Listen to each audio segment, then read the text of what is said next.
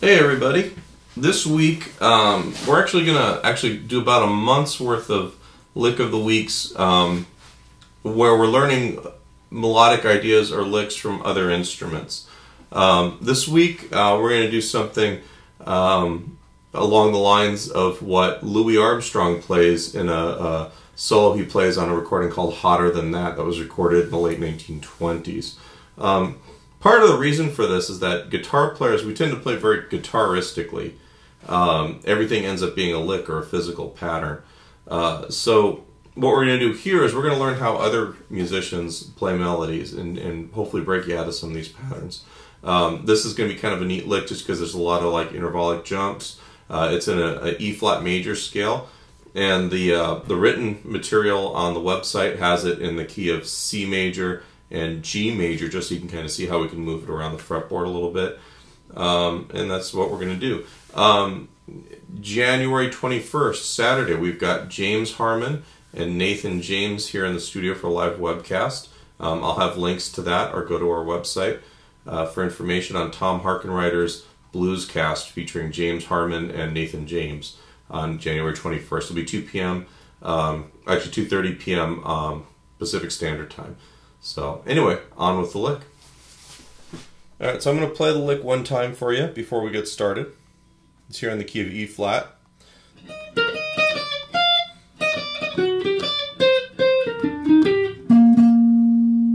That's the idea. I'll do it one more time.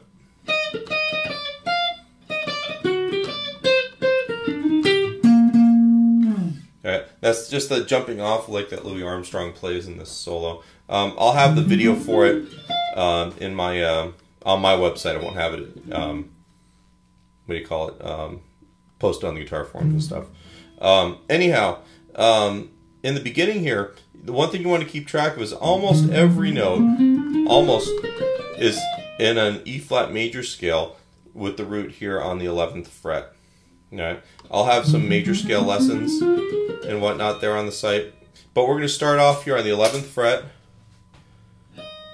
And we're going to play the 11th fret first string, 11th fret second string, and then the first string twice. You got ba ba da da. And then we're going to go 10th fret on the first string, 13th fret. And that's the beginning part. Now, one of the things for me to get this to really work is to sing the melody. Really have the melody in your head, right? Because we don't want this to be just a bunch of notes. We want to be hearing it while we're playing it. Ba ba ba da da da. All right, now the next part, we're going to go 11, and then we're going to go 10, 11, and then on the third string, we're going to go 11, 12. Now this is the third of the chord, because basically it's like all E flat major 7, right? This is one of the few notes that actually happens in the solo outside of the scale. And he's actually just approaching the third from below, which is kind of a typically bluesy move. Alright, so you have to that point, and then we go 11 on the first string, 13 on the second string. Alright, so up to that point,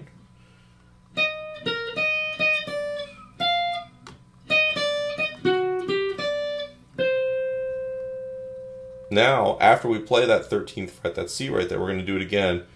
13, 11, and then on the fourth string, we're going to go 12, 13. So we got this big jump. And then 12 on the third string, and then 13 on the fifth string twice.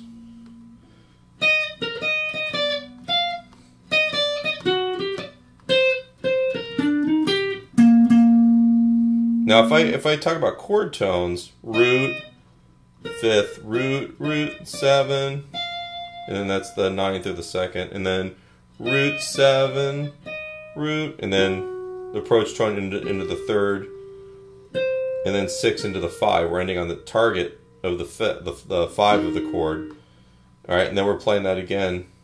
That's the 6th of the chord, 5th of the chord, major 7, root, 3rd, and then the 5, 5. So you can see that the phrase, even though it's in a major scale, what makes it really sound like this E flat major is that he's playing all these notes that are basically the E flat major chord, and we really have to kind of look at it like E flat major 7, which we haven't really talked about major 7s too much in my lessons, but basically it's the root, 3rd, 5th, and then the 7th note of a major scale.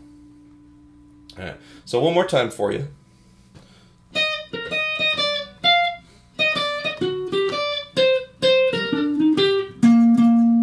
And I'm alternating the pick as much as I can. Let me bring it this way.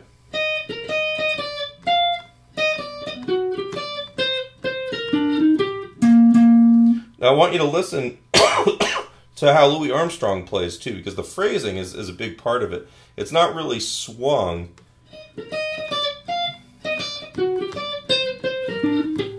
There's a little bit of a swing to it, but you have to be real precise with it. The whole solo is really neat to learn too.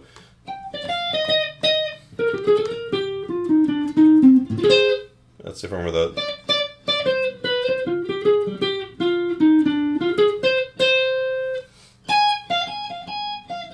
Oops.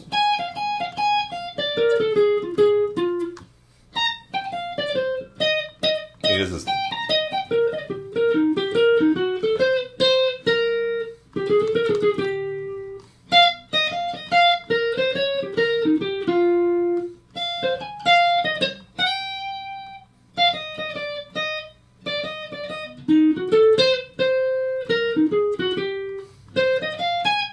Yeah.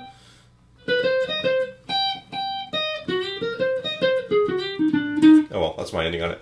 But the thing is that I've been kind of going and getting away from guitar players a little bit and learning stuff from guys like him and Miles Davis and John Coltrane.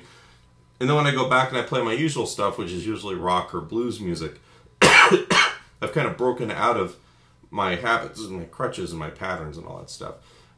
So, you know, we're taking a little side trip away from the guitar, learning some stuff, putting it back on the guitar, and hopefully it kind of opens up your horizons a little bit. This is, once again, it's just a E flat major scale. In the printed materials on the website, it'll also be written in the key of C.